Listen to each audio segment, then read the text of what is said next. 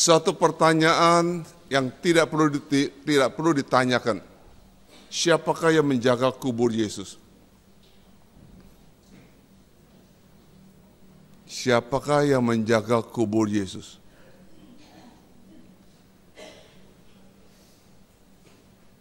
Sudah ditanya, harus jawab ya. Siapakah yang menjaga kubur Yesus? Siapakah penjaga kubur Yesus? Belum jawab. Siapakah yang menjaga kubur Yesus? Saya belum dengar.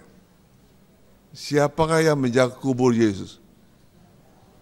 Laskar Romawi. Tugas mereka supaya tetap tubuh itu berada di dalam kubur. Tetapi dalam pembacaan Matius 28, ketika beberapa wanita datang ke kubur Yesus, apakah mereka menjumpai, bertemu dengan penjaga-penjaga kubur ini? Nah, ditanya saudara, apakah mereka menjumpai, bertemu dengan penjaga-penjaga kubur ini? Tidak, Alkitab tidak menyebut. Lalu kepada siapakah mereka bertemu? Malaikat. Apakah malaikat penjaga kubur, penunggu kubur? Apakah malaikat itu penjaga dan penunggu kubur? Ditanya saudara. Tidak, tetapi mereka menunggu orang datang untuk memberitakan satu kabar yang paling agung. Matius 28. Apa saudara? Ia tidak ada di sini karena ia sudah bangkit. Itulah isi berita. Matius 28. Tetapi kalau kita baca Lukas tadi kita baca pasal 24, kita lihat Matius 28 lebih dahulu. Matius 28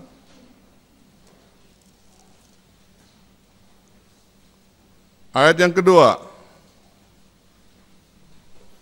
Matius 28 ayat yang kedua. Perhatikan.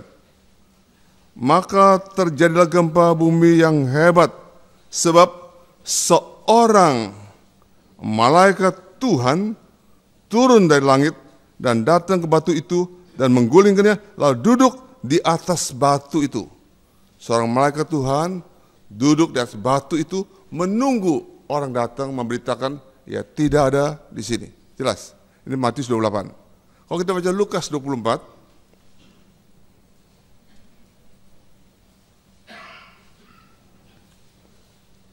Lukas 24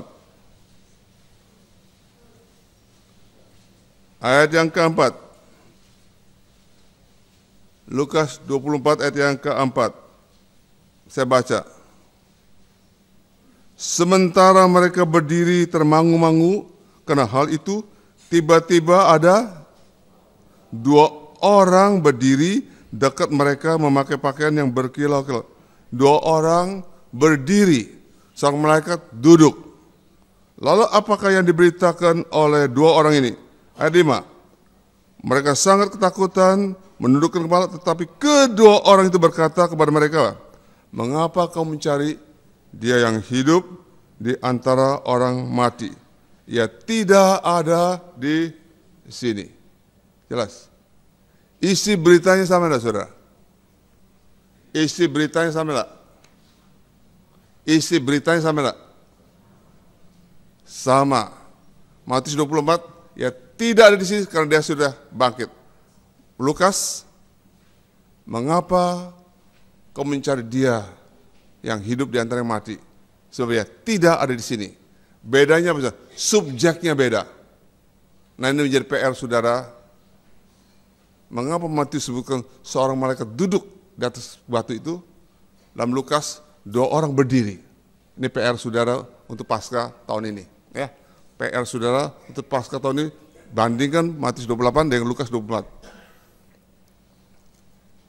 Nah hari ini kita akan lihat 1 Korintus 15.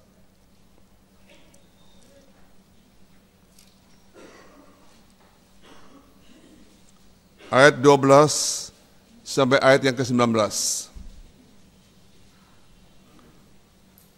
1 Korintus 15 ayat 12 sampai dengan ayat yang ke-19.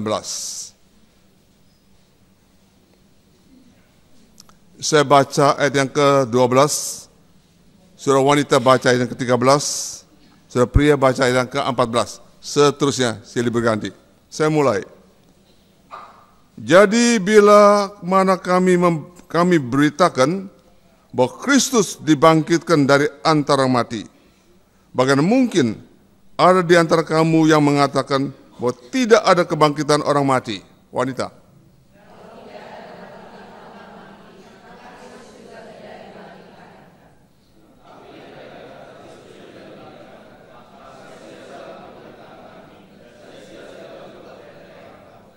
Lebih daripada itu, kami ternyata berdusta terhadap Allah, karena tentang Dia kami katakan bahwa Ia telah membangkitkan Kristus, padahal Ia tidak membangkitkannya. Kalau andai kata benar bahwa orang mati tidak dibangkitkan.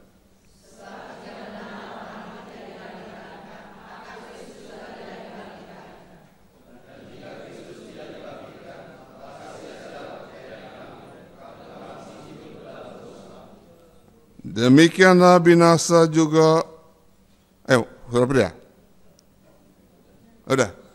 18-19 kita baca sama-sama. 1, 2, 3. Demikianlah binasa orang-orang yang mati dalam Kristus. Jikalau kita hanya dalam hidup ini saja menaruh pengharapan pada Kristus, maka kita adalah orang-orang yang paling malang dari segala manusia. Bersyukur kepada Tuhan bahwa Yesus Dia yang hidup. Lalu Paulus memaparkan panjang lebar dalam 1 Korintus pasal 15 tentang Kristus yang mati dan bangkit dari antara mati. Saudara, fakta kebangkitan sebelum Kristus datang ke dalam dunia ini tidak ada di dalam agama apapun, agama yang paling besar yang manapun dalam dunia ini. Jangankan bicara fakta, konsep kebangkitan pun tidak ada dalam agama-agama yang besar di dunia ini. Dari Taoism, Confucianism, Buddhism, Hinduism, sampai Zoroaster, tidak ada konsep ini. Berarti saudara, kebangkitan Kristus satu fakta, bukan satu mitologi, bukan cerita dongeng. Kebangkitan Kristus adalah rencana Allah untuk melepaskan manusia yang berdosa, yang diikat oleh kuasa kematian. Dalam kondisi demikian, orang-orang di Korintus dilanda dengan satu rasionalisme yang tidak bertanggung jawab. Mereka berkata, ayat yang ke-12, tidak ada kebangkitan orang mati. Lalu Paulus menjelaskan kalau Kristus tidak bangkit dari antara mati. Ada 6 akibat. Mulai ayat yang ke-14. Pertama apa saudara? Yuk, cepat. 14. Tetapi andai kata Kristus tidak dibangkitkan, maka sia-sialah pemberitaan kami. Apapun yang kami kabarkan tentang Kristus adalah sia-sia. Kedua, ayo, sia-sia juga kepercayaan kamu. Iman saudara tidak ada artinya. Ketiga, ayat 15. Kami berdusta terhadap Allah. 4, ayat 17.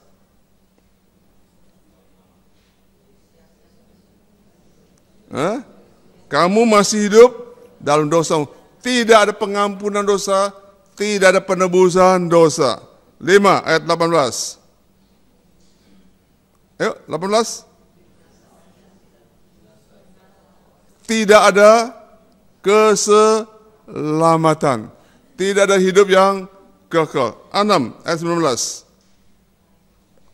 Kita orang Kristen yang paling malang dari segala manusia yang hidup dalam dunia ini. Nah, kita fokus ayat yang ke-19. Apakah benar kekristenan atau orang Kristen orang yang paling celaka dalam hidup di dalam dunia ini dari segala manusia?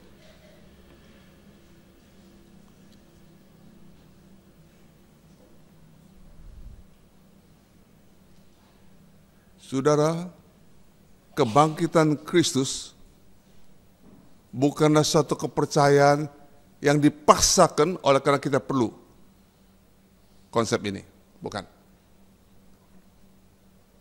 Juga kebangkitan Kristus bukan satu mitologi yang diambil dari orang kafir dan diambil dari orang kafir masuk dalam kekristenan, tidak.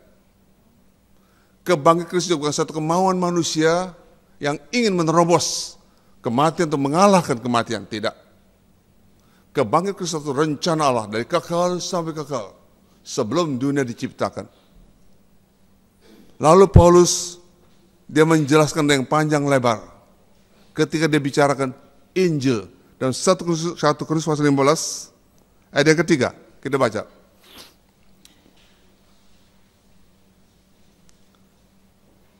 1 Korintus 15 ayat yang ketiga,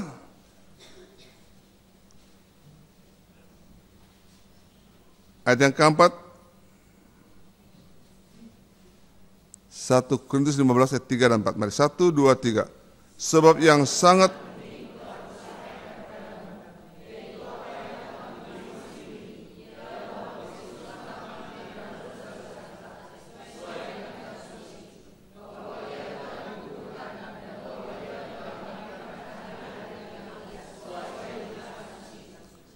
itulah inti Injil, kematian dan kebangkitan.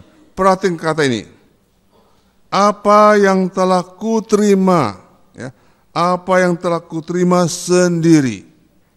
Berarti kematian dan kebangkitan Kristus bukan karangan Paulus, bukan satu ide yang disusun oleh Paulus. Dikatakan atau jauh dari campur tangan Paulus. Dia katakan, saya menerima dari orang lain. Lalu saya memberitakan kepada orang Kristen di Korintus. Nah saudara, ternyata kalau kita mempelajari kisah Rasul-Rasul, apa yang Paulus tulis ini cocok dengan yang dikhotbahkan Rasul Petrus. Dalam kisah Rasul pasal 2, kita baca. Kisah Rasul pasal 2.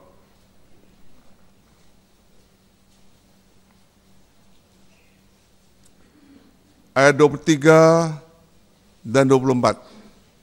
Satu khotbah perdana menghasilkan 3.000 orang bertobat satu saat. Kisah Rasul 2 ayat 23 dan 24. Mari kita baca 1, 2, 3. Dia yang diserahkan Allah menurut maksud dan rencananya telah kamu salibkan dan kamu bunuh oleh tangan bangsa-bangsa durhaka. Tetapi Allah membangkitkan dia dengan melepaskan dia dari sengsara mara. Karena tidak mungkin dia tetap berada dalam kuasa maut. Jadi rupanya Paulus menerima dari Petrus berita ini ketika Paulus berada di Yerusalem 2-3 tahun setelah pertobatannya.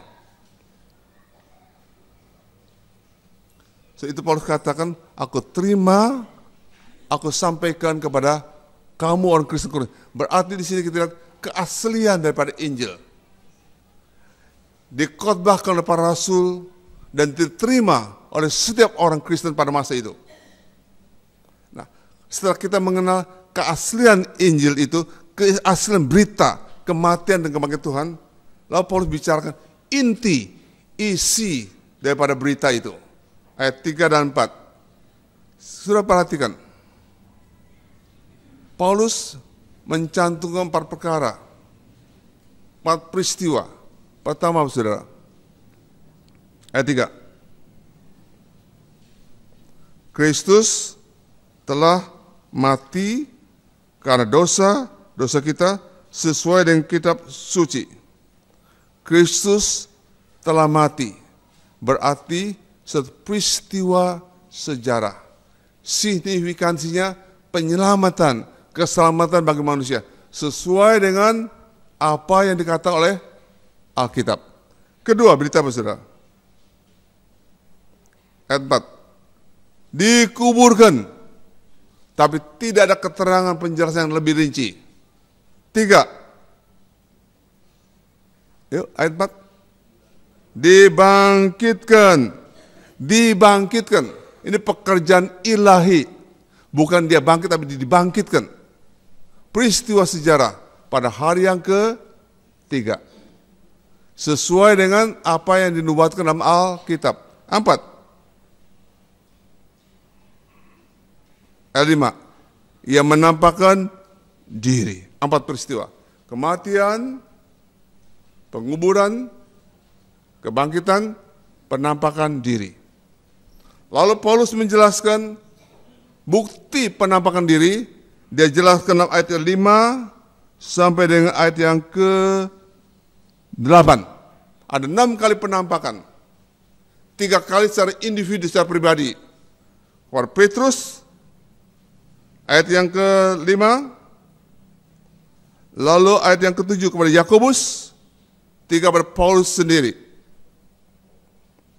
Lalu yang kedua, 12 murid, kelompok yang lebih besar. Ayat yang ke-5 ke 12 muridnya. Lalu ayat yang ke-7 kepada semua rasul. Dan yang ketiga, di dalam ayat yang ke-6 kepada lebih dari 500 orang.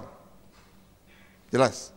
Jadi Paulus membuktikan dia menampakkan diri dalam 3 peristiwa, dalam 3 kategori yang tidak sama. 3 orang pribadi, kedua dengan kelompok, dan ketiga dengan kelompok yang lebih besar. Saudara, jadi kita lihat sini, 4 peristiwa dikatakan ditulis Paulus tentang kematian dan kebangkitan. Tapi kalau kita belajar lebih dalam lagi, sebenarnya fokus apa yang ingin Paulus beritakan hanya 2. Kematian dan kebangkitan, lalu ditambah penguburan dan penampakan diri.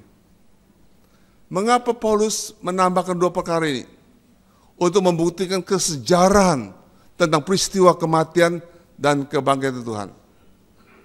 Perhatikan, ia mati untuk membuktikan realita dia mati, dia harus apa? Dikuburkan. Dia bangkit untuk membuktikan dia bangkit dan hidup, harus dia menampakkan diri. Jadi berarti penguburan membuktikan dia sudah mati. Supaya orang tidak mungkin dikuburkan secara roh, jiwa tidak bisa. Sedangkan penampakan membuktikan dia sudah bangkit. Tidak mungkin kalau dia tidak bangkit secara objektif, bisa dilihat secara objektif. Nah, saudara, mengapakah Paulus kemukakan hal ini, menjelaskan dalam Matius 28 dan Lukas 24. Nah, ini yang kita belajar. Kita belajar tentang Easter faith, iman Paskah. Semua di dalam kategori kekristenan tidak bisa lepas dari iman Paskah. Di luar iman Paskah tidak ada kekristenan, tidak ada orang Kristen. Ya, saya kata, iman Paskah ada yang menentukan eksistensi kekristenan. Iman Paskah yang menjadi kategori orang Kristen yang hidup dari zaman ke zaman sampai hari ini. Nah, saudara, apakah iman Paskah? Iman kita didasarkan kepada satu fondasi, yaitu kebangkitan Kristus. Contohnya, iman kita didasarkan kepada satu fondasi, kebangkitan Kristus. Oleh sebab itu, iman kita tidak sia-sia. Pemberitaan kita tidak sia-sia. Kegiatan pelayanan kita tidak sia-sia. Dengan kata lain, saudara, iman, pemberitaan, dan kebangkitan tidak bisa dipisahkan. Iman, pemberitaan, kegiatan tidak bisa, iman, pemberitaan, kegiatan, dan kebangkitan tidak bisa dipisahkan. Kebangkitan Kristus menjadi fondasi iman kita. Kebangkitan Kristus menjadi fondasi iman kita, juga fondasi yang menentukan hasil iman kita. Kebangkitan Kristus menjadi fondasi, fungsi pemberitaan dan kegiatan kita. Jelas? Kalau Tuhan tidak bangkit, sia-sialah iman saudara. Jika Tuhan tidak bangkit, sia-sialah pemberitaan kita. Jika Tuhan tidak bangkit, sia-sialah apapun yang kita kerjakan bagi Tuhan. Jelas? Kalau Tuhan tidak bangkit, tidak perlu jadi orang Kristen. Jika Tuhan tidak bangkit, tidak perlu kita mengabarkan Injil. Kalau Tuhan tidak bangkit, tidak perlu kita bekerja melayani Tuhan. Yang kata lain, kebangkitan Kristus menjadi jaminan iman kita, kebangkitan Kristus menjadi jaminan pemberitaan kita, kebangkitan Kristus menjadi jaminan kehidupan kita. Itulah ayat 19. Dikatakan saudara, jikalau kita hanya dalam hidup ini saja menaruh pengharapan Kristus, kita orang yang paling malang, paling celaka, paling sengsara, paling menyedihkan dari segala manusia yang hidup dalam dunia ini. Saudara, kalau Tuhan tidak bangkit, kalau Kristus tidak bangkit,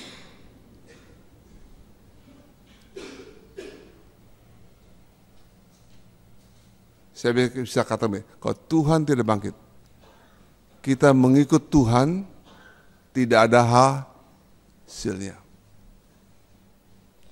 Kalau Tuhan tidak bangkit, apapun yang kita kerjakan semuanya kosong. Kalau Tuhan tidak bangkit, dunia tidak mendapatkan satu jawaban terhadap pertanyaan yang paling sulit dan paling lama. Mengapa orang Kristen menderita? Jelas. Kalau Kristus tidak bangkit, dunia tidak mempunyai satu jawaban pasti terhadap pertanyaan paling sulit, pertanyaan paling lama. Mengapa orang Kristen menderita? Sudah pada hari Rabu yang lalu, ketika Open Door men-sharingkan misi mereka, sudah lihat tayangan, kira-kira ada berapa puluh negara di mana orang Kristen mengalami penganiayaan, penderitaan. Masih ingat sudah hari Rabu? Siapa yang datang hari Rabu? Berapa negara yang didaftarkan dari atas Korea Utara, Tiongkok sampai yang paling bawah? Ada berapa negara? Berapa? 50 negara. Di 50 negara kekristenan orang yang mengalami penderitaan dan penganiayaan.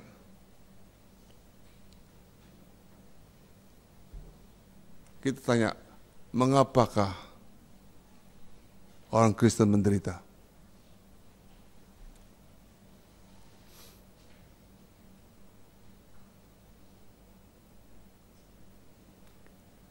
Satu pertanyaan sulit, ya susah dijawab. Mengapa orang Kristen menderita?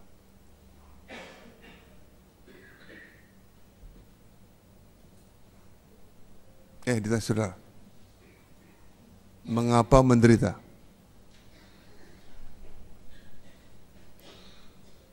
Contoh, Yesus dengan 2 tangan kemanapun pergi untuk menolong orang, menyembuhkan bermacam penyakit, betul?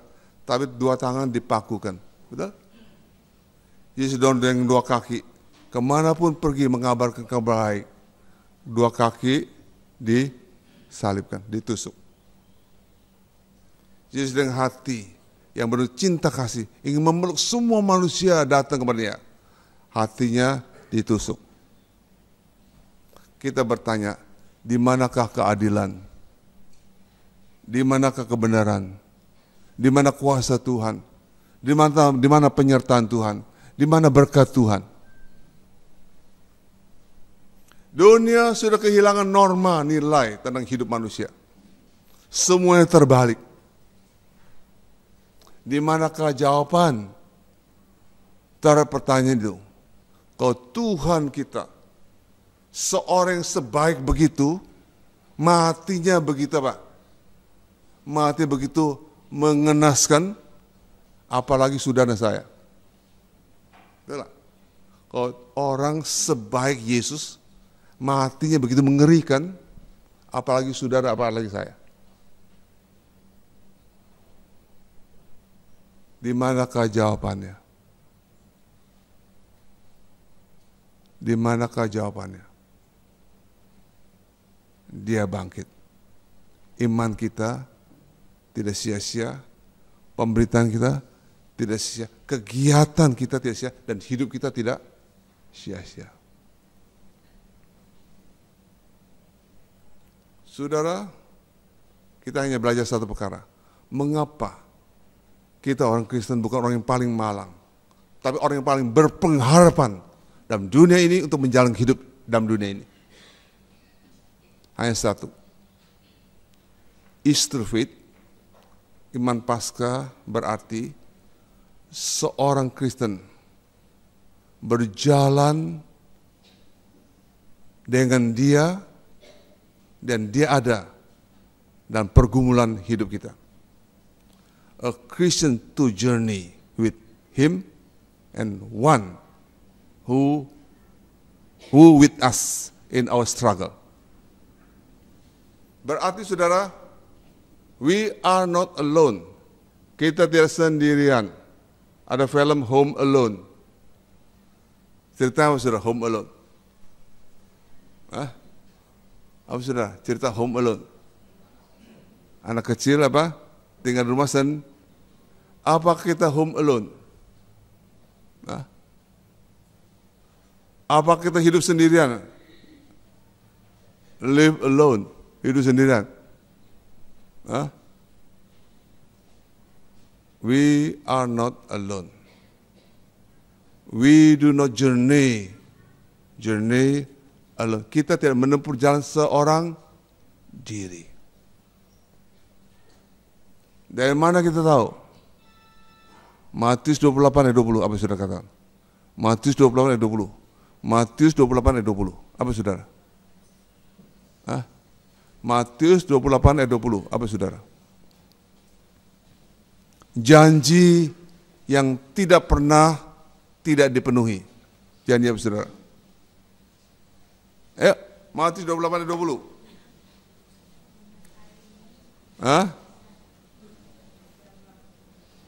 Ada Pak? Ketahuilah, aku akan menyertai kamu gitu. Aku akan menyertai kamu senantiasa. Begitu? Saya saudara. Aku akan menyertai kamu senantiasa, begitu? Enggak. Dia tidak kata I am with you always. Kemarin I am, sekarang I am, besok selama-lamanya I am. Dia enggak menyatakan aku akan. Ya, aku menyertai kamu. Itulah iman Paskah. Nah, kata bagus, depan kata apa saudara? Kata apa itu? Depan kata itu. Bahasa Indonesia digunakan kata apa saudara? Ketahuilah, betul tak? Ya, ada kata ketahuilah. Ada? Ketahuilah, betul ya? Ya, ketahuilah. Nah, kata ini adalah kata idoo. Terjemahannya perhatikanlah. Kata ini punya arti. Bahasa Inggris terjemahkan look atau see. Tapi artinya lebih dalam lagi. Kata idoo itu punya arti here is, here was. Ya, di sini, ya Pak. Yang sekarang juga sudah. Here was, berlalu. Itu kata idoo. Dan pengertian mengetahui, melihat secara objektif, tapi juga secara subjektif. Yes, ini kata ini ya. He was, here was, sesuatu apa? Sudah lampau, objektif. Here is, sedang. Jelas. Ngerti sudah? Ini kata idoo. Tahu secara objektif, juga tahu secara subjektif. Melihat secara objektif, juga melihat secara subjektif. Apa bedanya? Apa bedanya, saudara? Apa bedanya melihat secara objektif, melihat secara subjektif?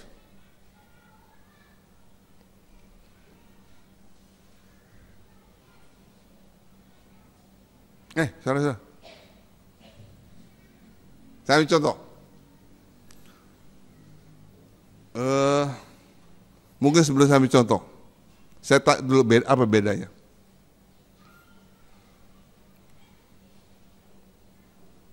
Nah, kalau kita gunakan bahasa Yunani, itu kata mengetahui secara objektif, oida. Mengetahui secara apa? Secara di sini, oida. Satu kata ginosko, itu mengetahui secara mengalami, itu subjektif. Nah, kata ini idoo, menyangkut dua hal. Tahu secara objektif, tahu secara subjektif. Tahu secara objektif, seperti yang dijelaskan Rasul Paulus. 1 Korintus pasal 15. Sebagai penjelasan dari Matius 28 dan Lukas 24. Itu objektif. Dia mati, fakta sejarah. Dikuburkan, fakta sejarah. Dibangkitkan secara fakta sejarah. Nampak secara fakta, itu objektif. Tidak berhenti sini. Apakah fakta yang objektif itu kita alami? Ginosko, mengalami. Itulah kata I am with you always. Jelas. Ya kata, ketahui, lihatlah, perhatikanlah.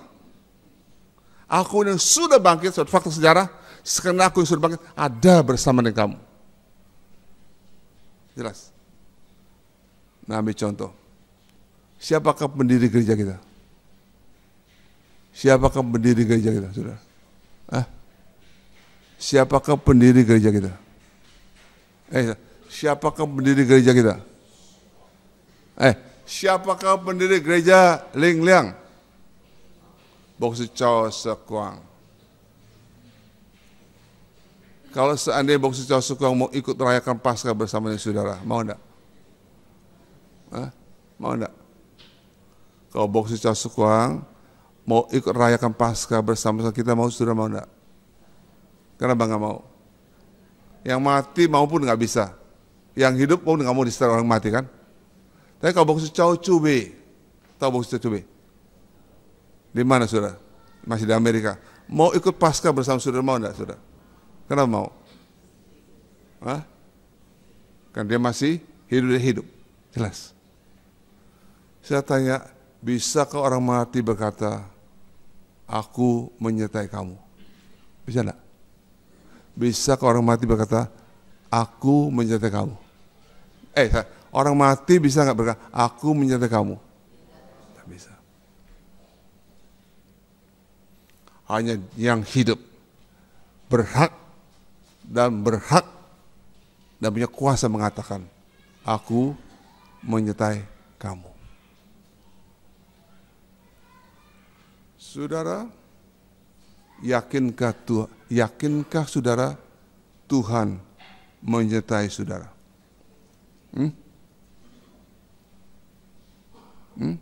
Yakinkah?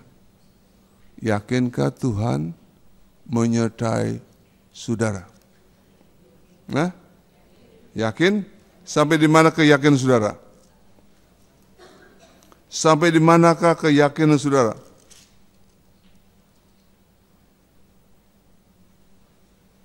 Kalau hidup kita bersama dengan Dia dan menjangkar di dalam Dia, saya katakan,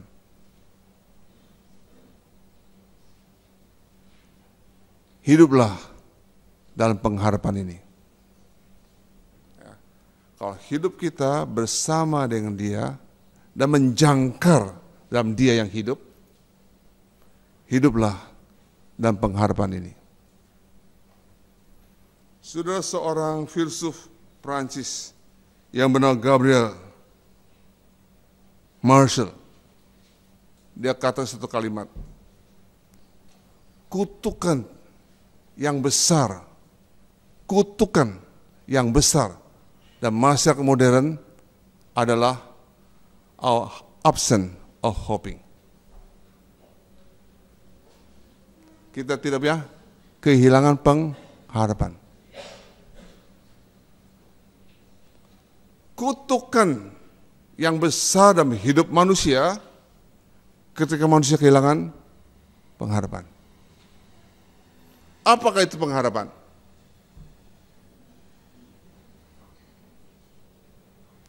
Hope is more important than we think. Pengharapan lebih penting daripada saudara kita berpikir. Apa bedanya? We hope, we think. Apa bedanya? Kita berharap dan kita berpikir, apa bedanya? Apa bedanya? Saya katakan, hope is more important than we think. Ya, pengharapan, kita berharap, itu lebih penting daripada kita berpikir. Apa beda kita berharap dengan berpikir?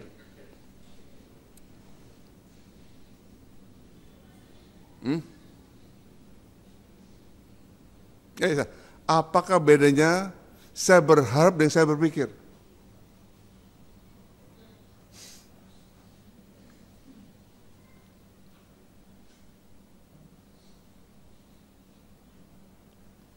Saya tanya, apa yang kita akan lakukan tanpa kita berharap?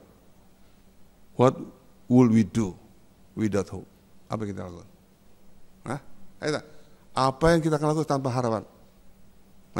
Saudara.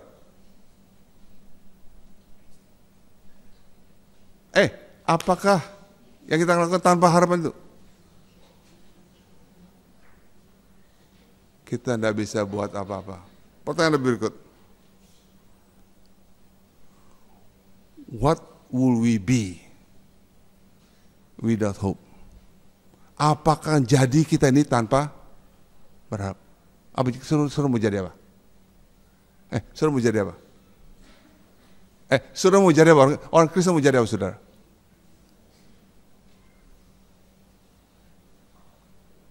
Easter faith, iman Paskah, itulah pengharapan itu.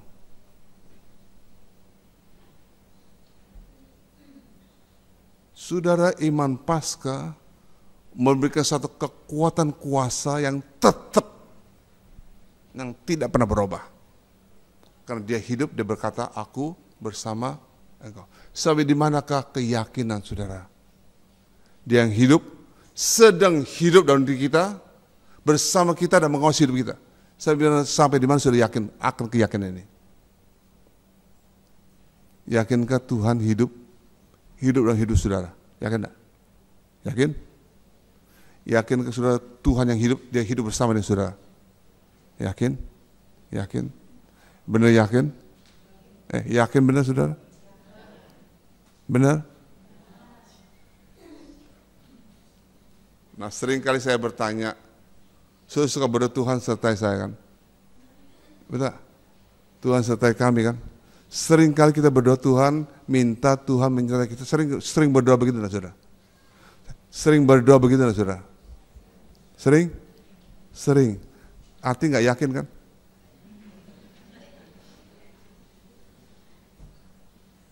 Dia yang berjanji apa? I am with you. Kemarin, I am sekarang, I am besok ya. Dia janji masih minta. Yang salah siapa saudara? Yang salah? Yang salah siapa saudara? Yang salah siapa? Maka tidak pernah mendapat berkat. Terus minta. berarti kita mendiskreditkan Tuhan kita. Contoh ya yang bagus dalam Alkitab.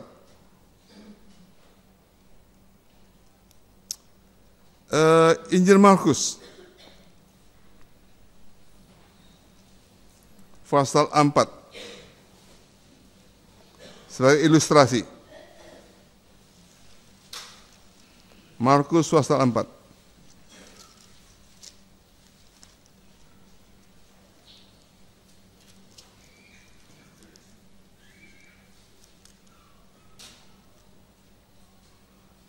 Dapat? Ayat 35.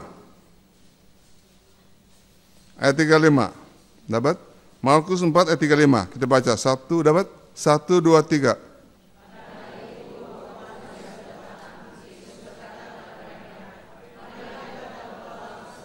Jadi apa yang Tuhan janjikan?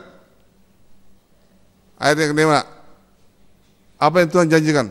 Mari kita ke seberang. Mari kita. Bukan kamu ya. Kita bersama. Mari kita, aku bersama kamu. Kemana? Ke seberang. Lalu ayat yang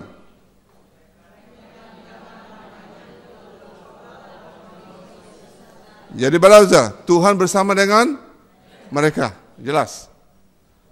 Janji kita ke seberang bersama-sama. Lalu cerita ini apa yang terjadi saudara? Ayat 35. Ayat 38 kita baca.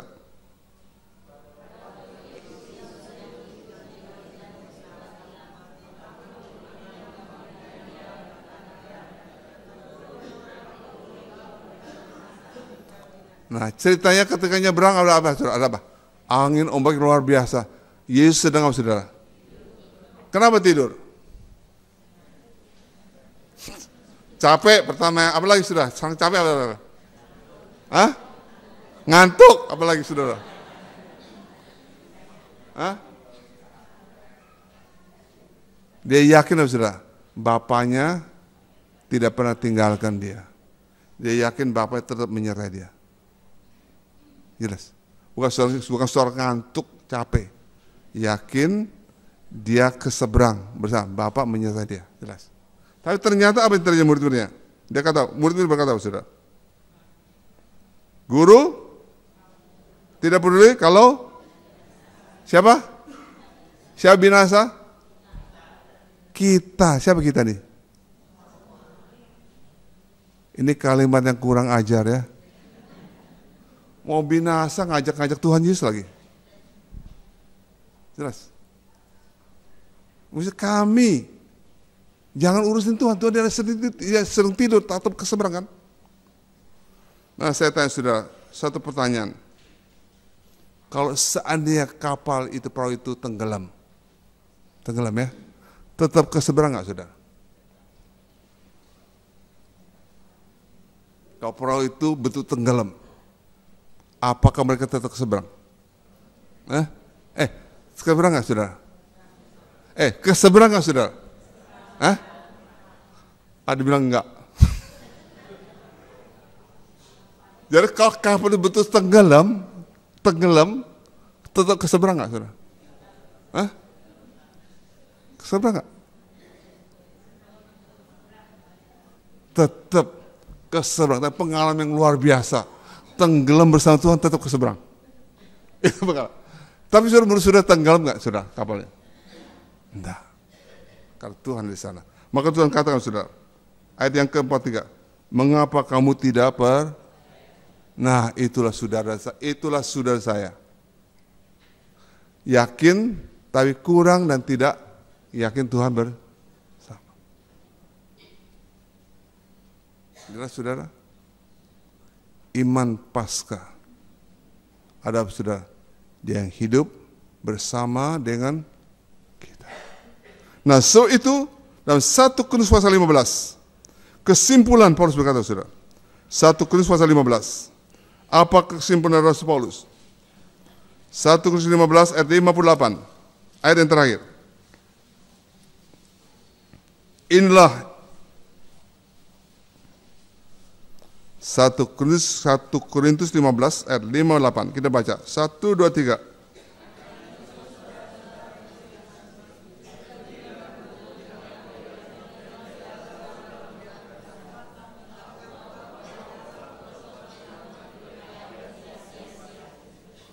Apa arti ayat ini, saudara? Pertama, apa saudara? Hidup saudara, apa saudara? Apa? Hidup saudara berarti, berguna. Your life is not useless. Hidup saudara adalah berarti, berguna. So, itu ayat ini mengatakan, saudara, imanmu, oleh karena iman kepada Kristus, hidup kita bukan tidak berarti, hidup kita punya arti. Lalu ayat berikutnya, jangan berteguh dan goyah, giatlah selalu dalam pekerjaan Tuhan. Di sini mengajarkan, saudara, dia memanggil saudara saya bersama dengan dia dalam pekerjaan pelayanan, bersaksi dan mengabarkan Injil. He called us to join him in his work of ministry, witness, and mission. Dia panggil saudara, saya, apa saudara? Gabung dengan dia dan pekerjaan pelayan Tuhan, menjadi saksi Tuhan, dan untuk pergi mengabarkan Injil. Ayat ini juga mengatakan, saudara, di sini dia katakan, saudara saya, bahwa dia dapat diperhitungkan, dia dapat diandalkan. Ayat ini mengatakan, he tells you and me that he can be counted on. Puji Tuhan. Ayat ini mengatakan, dia yang hidup, dia dapat diandalkan, diperhitungkan dalam hidup kita. Nah, sejauh ini saya bisa katakan begini. Kemarin saya katakan, kebangkitan Kristus merupakan jaminan yang paling kuat, paling besar bagi kita yang berani berjuang untuk Tuhan. Walaupun apa, saudara? Walaupun menderita. Berjuanglah di dalam zaman ini untuk menggabungkan diri kita dengan Tuhan, menyaksikan dia yang hidup. Itu tugas, misi yang kita harus jalankan dalam hidup sebagai orang Kristen. Dia dapat diandalkan. Memang dia Tuhan yang hidup. Sebab dia hidup. Kita nyanyikan.